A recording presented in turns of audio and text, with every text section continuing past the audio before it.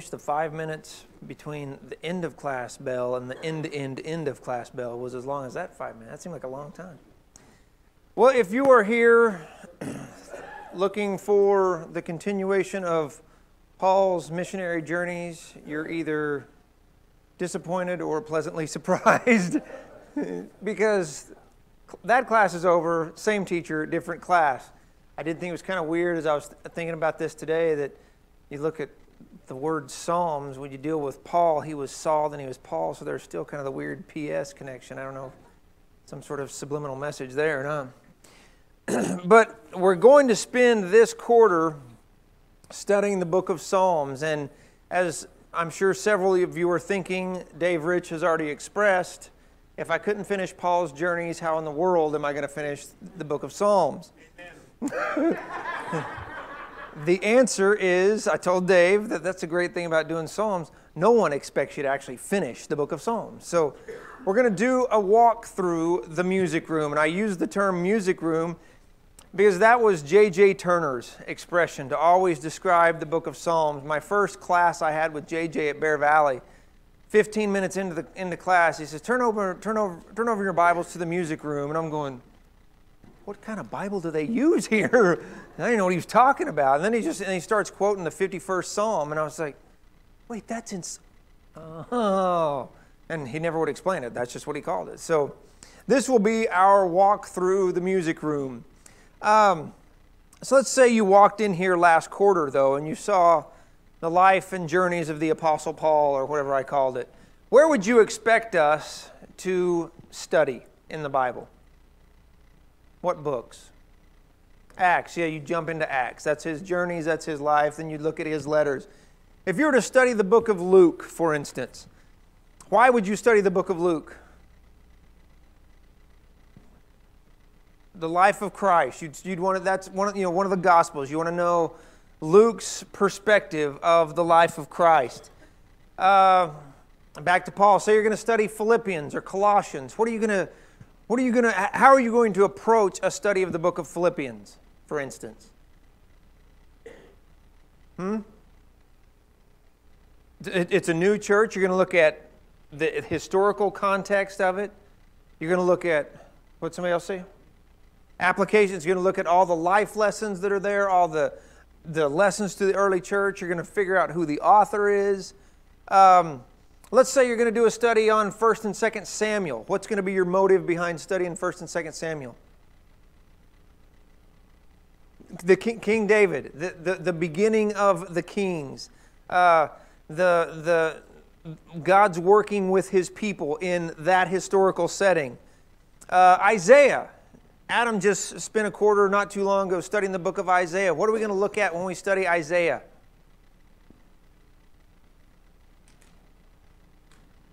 Prophecies of Christ. God's dealing with his people as they struggle. Also, going to look at it in its historical context. What about the book of Psalms? You don't have a historical context per se. You have 150 of these things. There's no main characters. There's no running theme. There's no... you can take the book of Philippians, my personal opinion in my study, the theme of the book of Philippians is be of the same mind. You can look at that through the rest of that, through the entire book, and you can see it there.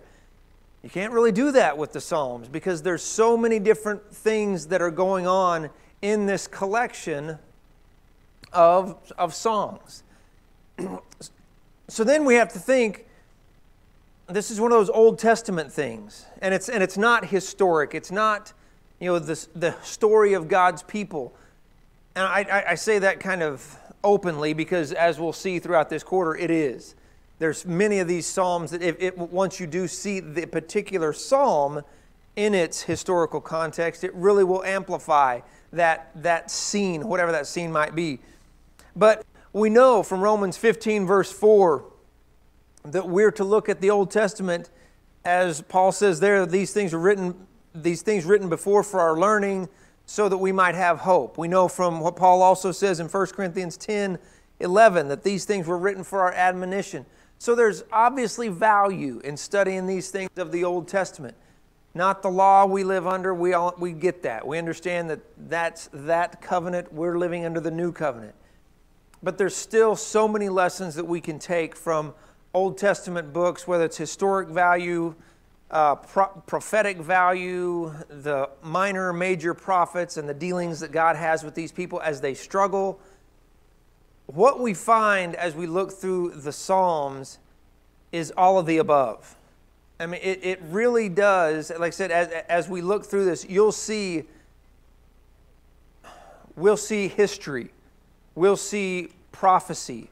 We'll see just expressions of emotion.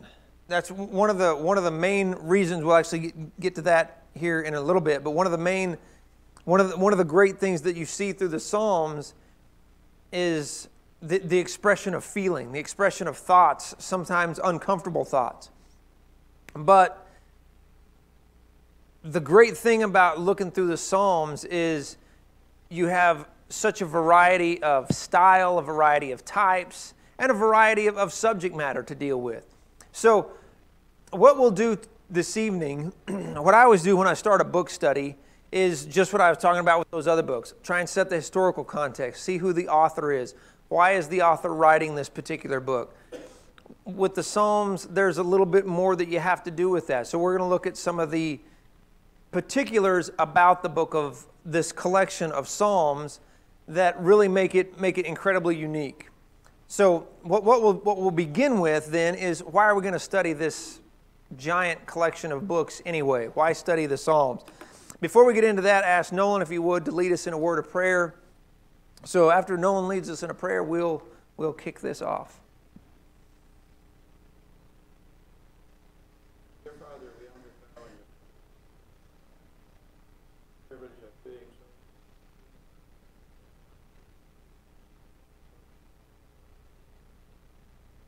Thank you for good weather. Comfort those clouds that you've given us. Thank you for fire. My Father, we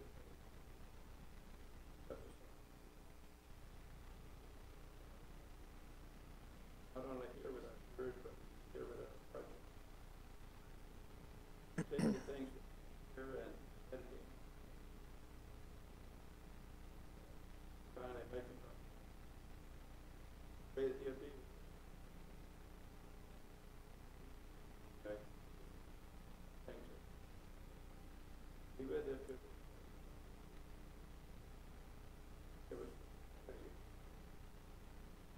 Amen. I'm going to tell you this too, that for this introduction, I'm going to give you a lot of information. I was going to do a handout, but I decided, no, I'm not going to do a handout. So you never know who wants one, who uses them. But if you're taking notes, I'm going to give you a lot of text, a lot of things that you can take notes if you want. If you don't, it's just some good stuff to process.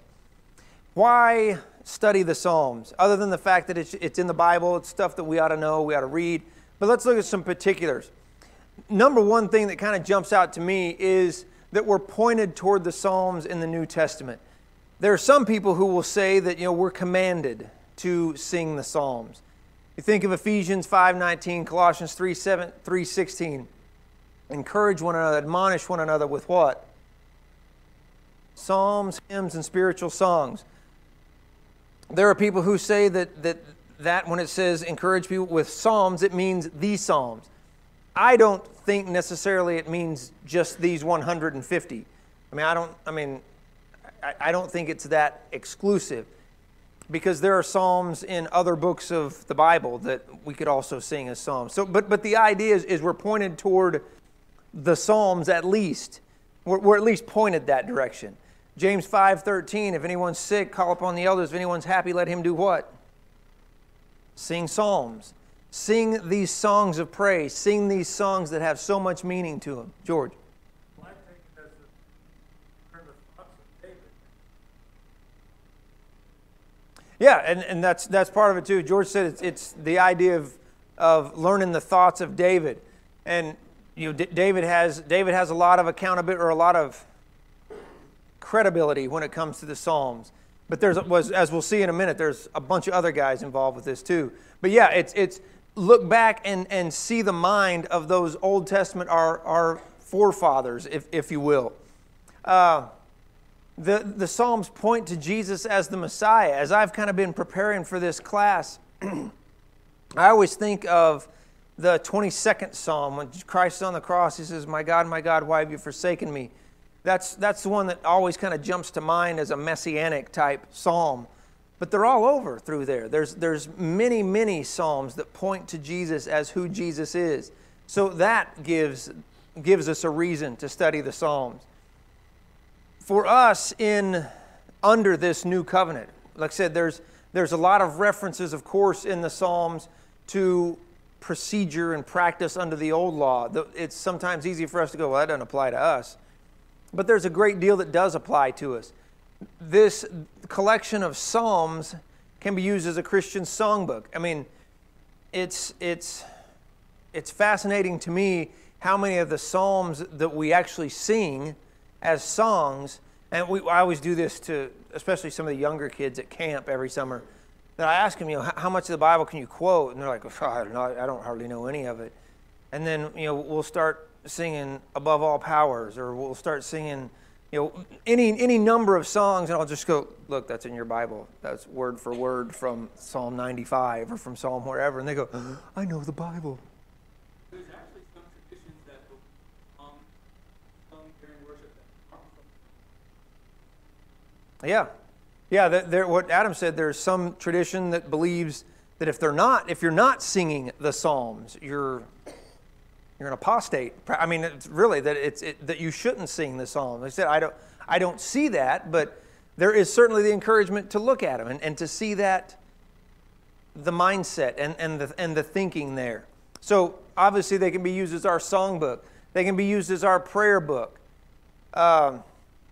So many great prayers, so many of these Psalms, the writers come before God and just empty their hearts and ask questions of God. Ask why this is happening. Why is this happening to me? Why don't you do something about this? The intercession between the writer and God. Just very, very dramatic scenes in several of these Psalms. Can be used as a book of evidences.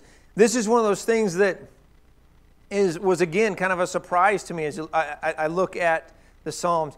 Not only the references to Jesus, but to other things in nature that we can look at the Psalms and say, look, this says this right here, that the psalmist who wrote that knew that hundreds of years, in some cases 1,000 or more years before science knew it.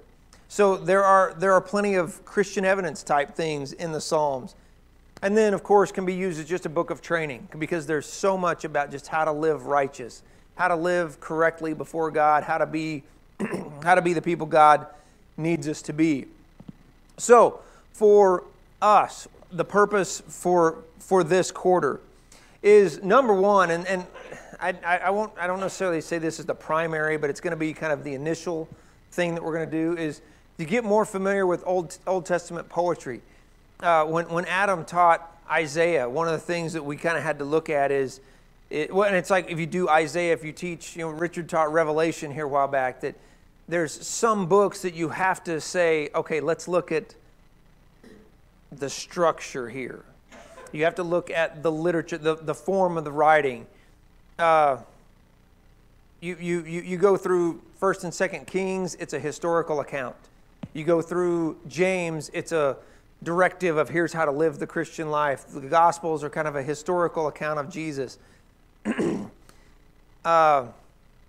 Psalms, Proverbs, Ecclesiastes, Song of Solomon, books of poetry. You have to look at them as poetry, and we'll talk about that in some more detail. But as we get to understand that idea of how poetry works, especially this Old Testament Hebrew poetry, it'll help us get a little bit more out of the Psalms, and it also helps us to avoid misinterpreting some of the things that we'll see. Number two, just to develop an appreciation of the Psalms, a greater working knowledge of what is some great writing. I consider myself somebody who wants to be a writer, who I want to write better. So I love to read good writing. I read articles and stuff a lot about just of good writing. Even if it's subjects I don't really care about. If it's written well, I like to just read it. You read through the Psalms from that perspective, even if you don't have a religious standpoint, it's just great writing. It's just incredible. It's incredible poetry. But through this, we also will gain a clearer picture of who God is. We'll get to understand God's character, God's nature.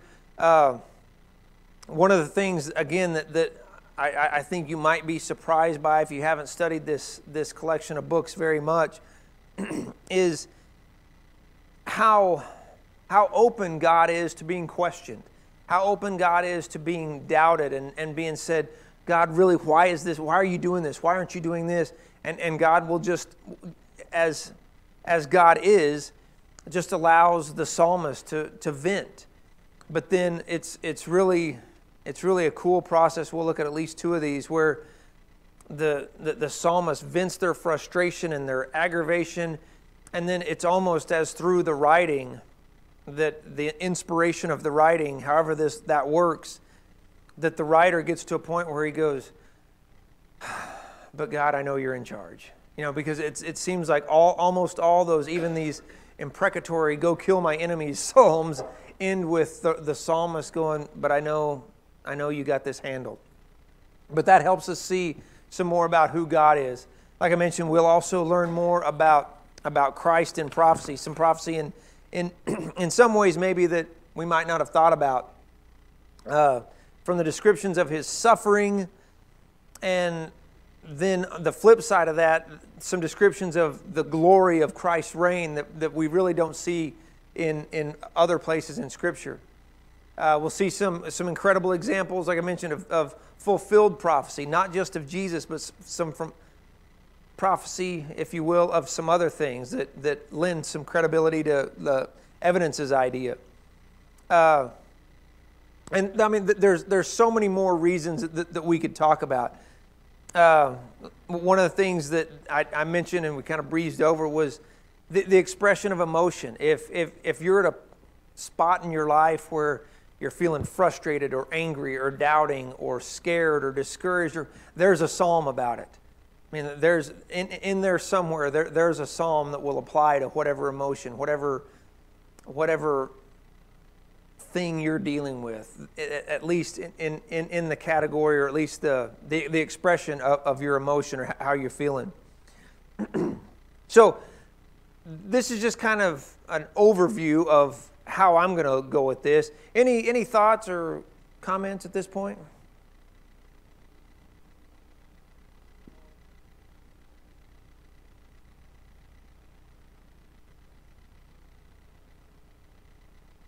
Mm-hmm. Yeah.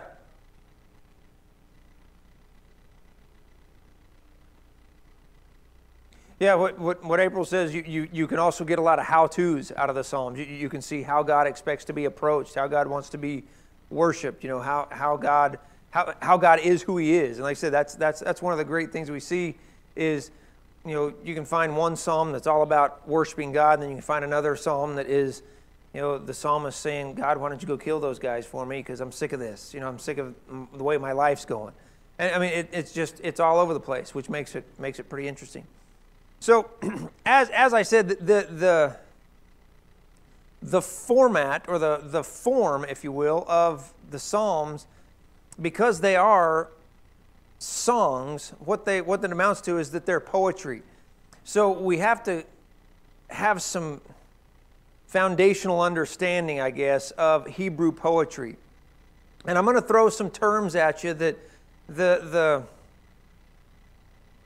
literary terminology doesn't really matter, but when you see the description and we see it in the actual psalm, it'll make sense, because there's these few styles that we do see very often.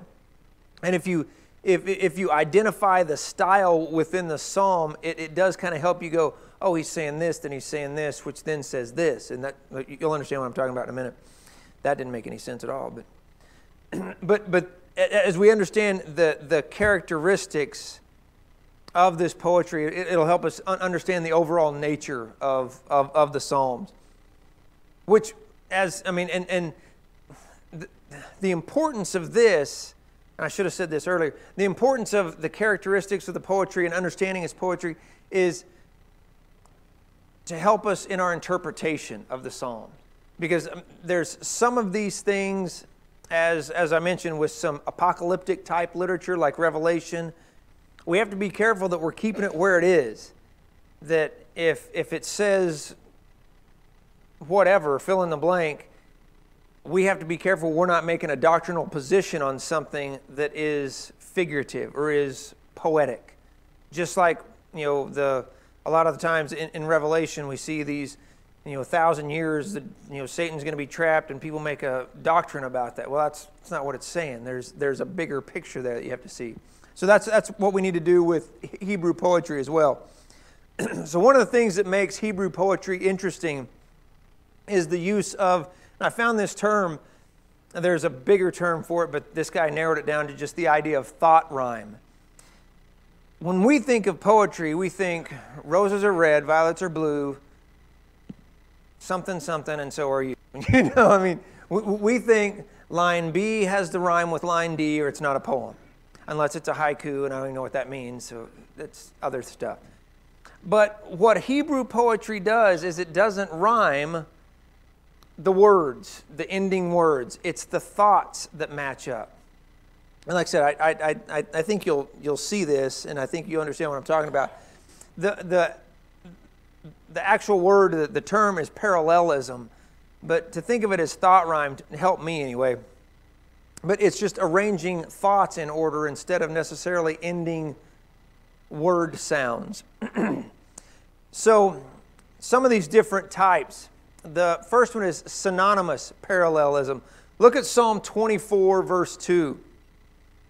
And like I said, once you start to look at these, I think the synonymous parallelism you can forget as soon as you leave here. But when you think of it like this, Psalm 24, verse 2, for he has founded it upon the seas and established it upon the waters.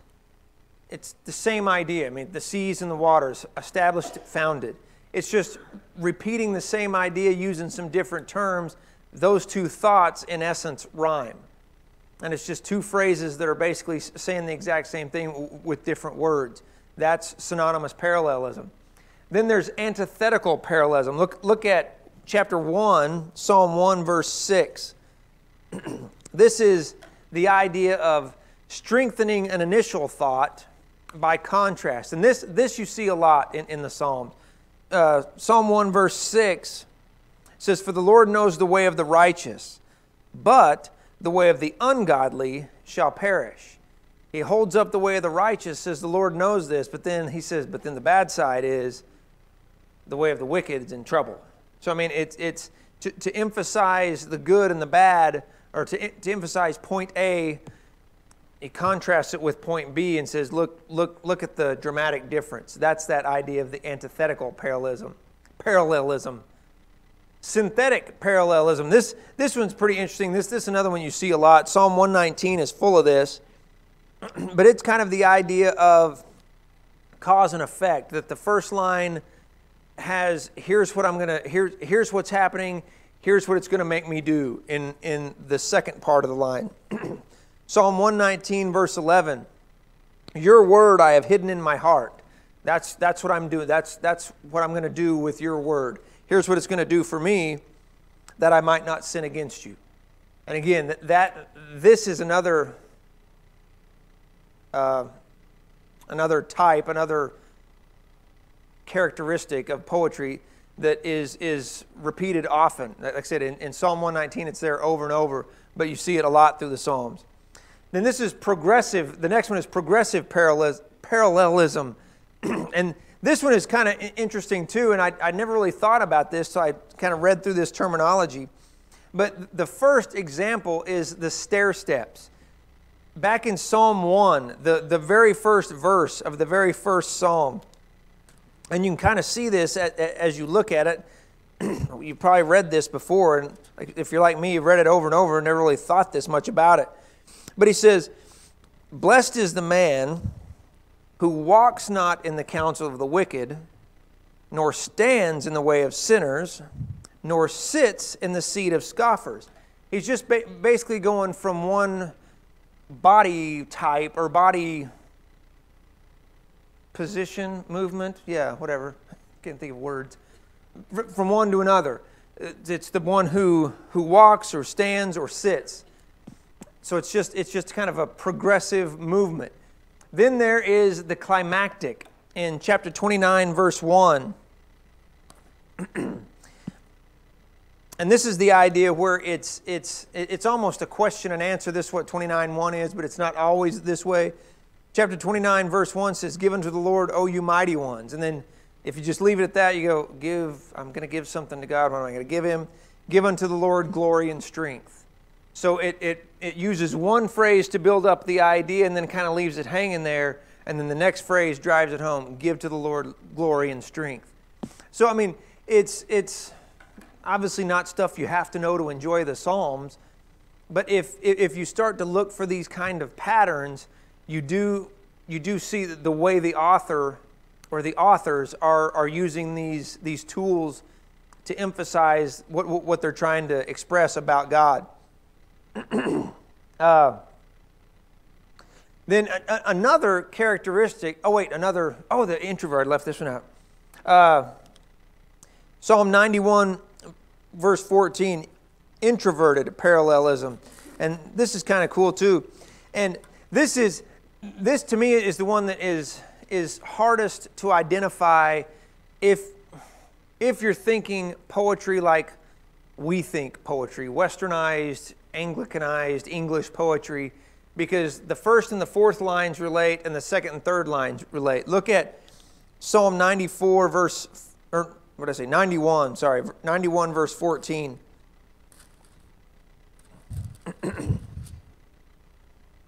Because he holds me fast in his love, because he holds me fast in love, I will deliver him. I will protect him because he knows my name. See, line 1, because he has set his love upon me, different translation. Line 4, because he has known my name, we know each other, we have a relationship. Lines 1 and 4 kind of relate. And then 2 and 3 with the, I will deliver him, I will set him on high. It's, here's what he does, here's how it works out, here's what I'm going to do for him. Sandwich in between the lines. That's why it's called introverted. It doesn't flow line 1 to 2, 3 to 4. It's 1 and 4 and 2 and 3 relate to each other. So like I said, we don't have to know all this stuff, but it is kind of interesting when you start to see these patterns. Other characteristics, obviously the lack of poetic rhythm. You think of Mary had a little lamb whose fleece was white as snow, and everywhere that Mary went, the lamb was sure to go. You know, it's like high school football game cheers. There's a certain rhythm that goes through all of them. What? That was good. Wes was laughing at me. But you don't see that in Hebrew poetry. There isn't the, I can't think of what the word is. It's something. Syncopation, maybe? That's kind of the idea. But you don't see that in Hebrew because it's not the words and the syllables that are rhyming. It's the thoughts. It's this thought and this thought go together. So you won't see that. And then, like I mentioned, the use of figurative expressions. And this is really one of the areas we have to be careful with. When we think of many of the Psalms, really, like I said, several, like Daniel uses it, Ezekiel uses it, Revelation, of course, uses figurative language. But we have to make sure that when we see these figures of speech, we understand they're not literal. Psalm 18, verse 31, God is called a rock. We know that's not literal. I mean, we know God is not a rock. And so I use that one initially because it's obvious. You read that and go, there's nobody who sits and goes, so God's a rock. I mean, you read that and you go, oh, there's something else he's trying to say, and you reason it out. But then Psalm 51, verse 4, and this is one that I probably even used this as an example myself, but this is David as he's lamenting his sin with Bathsheba and his relationship with God. And he says, I've sinned against you, Lord, alone. And I mean, I've probably taught it myself that that his sin was what it was, but he knew ultimately his sin was only against God. Well, his sin wasn't only against God. He had Uriah killed. He stole a guy's wife. I mean, he sinned against several people. But he's using this figurative language to say that it's that bad, that it's as if I sinned against God himself. Because, I mean, he did. But he uses the idea of sinning against God alone because he's using that hyperbole, if you will, for dramatic effect, to say that it's figurative. I mean, he's not saying, I didn't sin against Uriah or Bathsheba or their family or anything. They don't matter. What he's saying is it's so bad that it's like I did this to God himself. So we have to be sure that we leave figures of speech as figures of speech. And we also have to interpret what these psalms say in the light of their setting. And this one is one that kind of stepped on my toes too. The 23rd Psalm is an incredible psalm that just so much we can take out of this. The 4th verse is, excuse me, the 4th verse is, though I walk through the valley of the shadow of death. Now, when we see these figurative expressions, we need to make sure that we interpret what he's saying, or the author is saying, in light of the context of the psalm. How many of you have heard the valley of the shadow of death used at like a funeral? We talk about, that this person knew that they were in the valley of the shadow of death for a long time, or we talk about as someone dealing with approaching death. Well, actually, that's not what this is talking about. In the context of the psalm, he's talking about being in peril. The valley of the shadow of death was when a shepherd takes sheep down into a valley and the sun starts to set, it's hard to get out because you can't see because the sun's setting. You got to get up the other side, or you got to get out before the sun sets to where it's dark. So what that phrase actually applies to is a time of peril, a time of danger, a time where you really need God's presence. Now, is that also when you're dying? Yeah, probably. I mean, I won't. I was going to share a personal story, but I won't. But so we have to make sure when we find these good expressions, these powerful expressions, dare I say sometimes expressions that we turn into cliches, that we don't cliche them. That just because it says something about death doesn't mean we apply it to someone dying, when in the context, remember what the figure of speech, what the figurative language is actually talking about is it's a shepherd shepherding his sheep. And he's talking about that even though I'm walking in a dangerous situation, in a place where I really need God's comfort, I can be comforted because I know God's there with me. And yes, I mean, is dying one of those situations? In many cases, yes. But the direct application is just somebody in danger. Nolan? Yeah. Yeah, Nolan said his footnote says the valley of deep darkness, and that's kind of the idea that a shepherd takes his sheep down into a valley sometimes to get away from the sun, to get to water or whatever. But then you got to get out there before it gets dark, or it's going to be hard to get out. Okay, so what? Absolutely, that's where you take sheep down in the valley, you lose them. Okay, so some background then on the Psalms. This we're going to kind of breeze through because we've talked about this in other classes, other lessons and stuff. The origin of the word psalm, the Greek word as it would be translated in the Septuagint is psalmos. The Hebrew word is zmr. That's the only thing I can come up with. That's zmr. That's no vowels there. And what this word means is it literally means to pluck. It meant to pluck with the fingers. And as many of the Psalms even say in the descriptive terms above the Psalms, this is to be sung with the accompaniment of a lyre or accompaniment of whatever. That's what those meant. Kyle and Dealish is a commentary that is very, very scholarly, that's incredibly hard to read sometimes. But this is what they say about Psalm 1. Psalms are songs for the lyre and therefore lyric poems in the strictest sense. I'd never really thought about it. A lyric poem is a poem that is to be read with the accompaniment of a lyre, therefore lyric. I thought that was kind of interesting. So many, if not most, if not all of these psalms are written to be accompanied by something. Now, fast forward to where we are.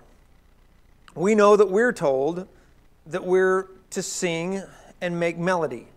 Same root word, psalontes is that word, is the Greek word. And it still means the same thing to pluck. So what they're told to pluck at the beginning of these psalms is pluck the lyre, pluck the harp, pluck the whatever.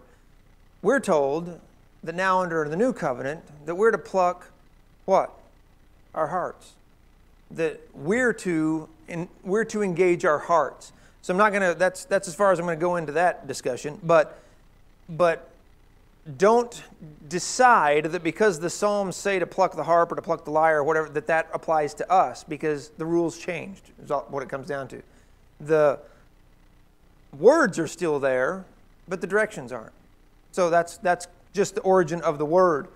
The history of the Psalms. This is where it's kind of confusing to do a background study of the Psalms, because there's you can look at Philemon and say, Paul wrote this to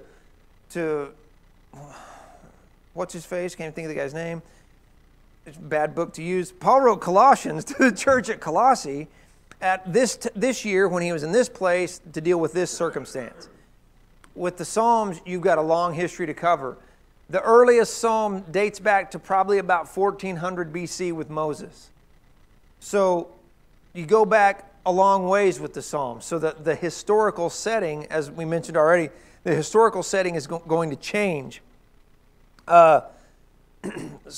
Some of Moses' Psalms, Psalm 90 is in the book of Psalms that is Moses's, but there's also Exodus 15, 1 through 5, and Deuteronomy 32 and 33 that are considered Psalms that aren't in the book of Psalms. So those are Moses' Psalms. After Moses' time, it seems like the writing of Psalms, at least the ones that we have recorded, there was some high points and some low points. You get to David. David writes 73 of them, approximately. Solomon writes some Psalms. But then after the time of David and Solomon, the writing of Psalms began to decline, that you don't see it as much anymore. Solomon's time, what's Solomon known for writing? Proverbs, Ecclesiastes. More proverbial type writing. Do this, here's some advice. Do this, here's some advice. Not necessarily in the same poetic type form that we've talked about. So that kind of became the way the Hebrew people wrote. And then there was, under Jehoshaphat, there were some Psalms written. And then under Hezekiah, there's some people that think Hezekiah himself might have written a handful of them. But the authors of the Psalms, so let's talk about those. David. Many people think David wrote the book of Psalms. David wrote less than half of the Psalms. But for some reason we always jumped. He did write 73 of them, so yeah, he gets a lot of credit there. But then Asaph wrote about probably 12 of the Psalms. He was the music director of the temple during the time of David and time of Solomon. Sons of Korah wrote probably 12. Solomon, and see, for some reason I would have thought Solomon more, but Solomon wrote probably two of the Psalms. Then Moses, like I said, Psalm 90 is Moses's. And then He-Man. I tell you, I'd never heard this guy's name even before. I don't think. He wrote Psalm 88. And then this guy, this is Jeremy and Beth's kid, Ethan writes one Psalm also. And then, like I said, some people think Hezekiah might have written approximately 10, but Anonymous, whoever this guy is credited with either 48 if Hezekiah didn't, or 38 if Hezekiah did. So a variety of authors. Some we don't know next to anything about, like He-Man and Ethan. But so we'll have to stop here, and we'll talk about the arrangement of Psalms. We'll finish this part out next week, and then we'll move into the to looking at some specific types of psalms. Any thoughts? So there's not a whole lot of thinking to do other than just processing all this stuff about poetry. But like I said, this I hope will help you as we look at this for the rest of the quarter to see that there's some structure, some syntax in some of these psalms that isn't normal to us. But if we understand the way they wrote, it'll kind of help. Anything? All right, we'll pick up here next week.